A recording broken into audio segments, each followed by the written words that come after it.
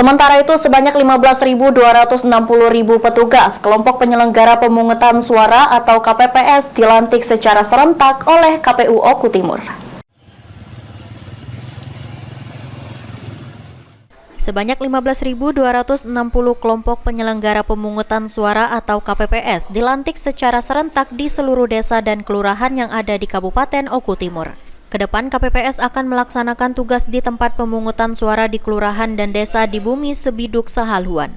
Guna memastikan seluruh prosesi pelantikan berjalan lancar sebagaimana mestinya, Komisi Pemilihan Umum Kabupaten Oku Timur melaksanakan monitoring menyeluruh di setiap desa dan kelurahan tempat dilaksanakannya pelantikan KPPS.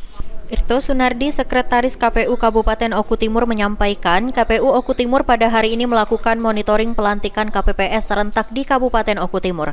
Sejauh ini berdasarkan hasil monitoring di seluruh tempat pelantikan KPPS tidak ada kendala. Irto berharap KPPS yang telah dilantik dapat menjalankan tugas dan fungsinya dengan baik pada saat pesta demokrasi berlangsung nanti pada tanggal 14 Januari 2024.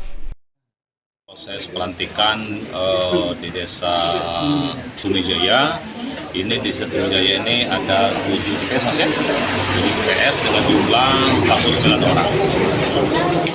Pelantikan ini sudah selesai dan alhamdulillah sudah berjalan dengan baik. Kemudian proses penandatanganan berita acaranya sudah selesai juga. Kita harapkan rekan-rekan KPPS yang sudah kita lantik ini, baik bapak-bapak dan ibu sekalian ini bisa melaksanakan tugasnya sebagai penyelenggara pemilu di tingkat akhir di tingkat KPPS. Mudah-mudahan rekan-rekan kerja kita ini bisa melaksanakan proses tahapan yang berkaitan dengan penghitung di TPS nantinya pada tanggal 14 Februari 2024. Elvandri Jeffriyadi, PAL TV.